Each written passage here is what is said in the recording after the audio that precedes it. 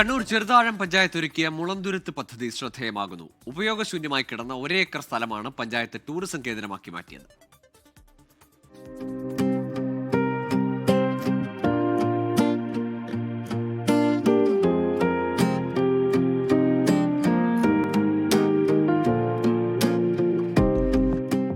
രണ്ടു വർഷം മുമ്പ് വരെ കാടുകയറി ആരും തിരിഞ്ഞു നോക്കാത്തിടം. എന്നാൽ ഇന്നിത് കോട്ടക്കുന്നിലെ മനോഹരമായ മുളന്തുരുത്താണ്. റീലുകൾ കണ്ട് വണ്ണാത്തിപ്പുഴയുടെ ഈ തീരം തേടിയെത്തുന്നവരാണ് ഏറെയും.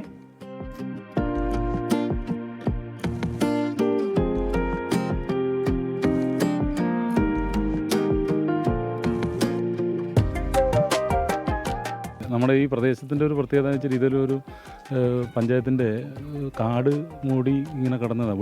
വെള്ളിപ്പടർപ്പുകളായിട്ട് ആ പ്രദേശത്ത് നമ്മുടെ നാട്ടുകാരും കുടുംബശ്രീക്കാരും നമ്മൾക്ക് നല്ല സപ്പോർട്ട് പഞ്ചായത്ത് അധികൃതരും ഒക്കെ തന്നെ നൽകിയതിൻ്റെ അടിസ്ഥാനത്തിലാണ് ഇങ്ങനെ ഇത്ര മനോഹരമായൊരു മുളങ്കാട്, ഒരു മുളം തുരുത്തായിട്ട് നമുക്ക് മാറ്റിയെടുക്കാൻ സാധിച്ചത്.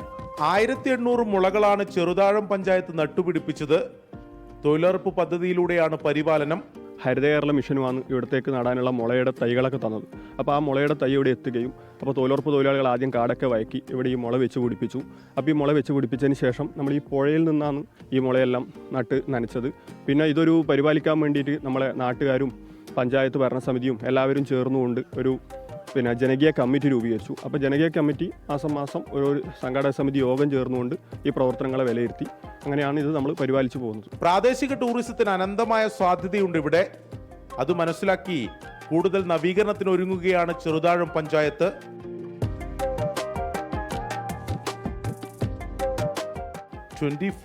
കണ്ണൂർ.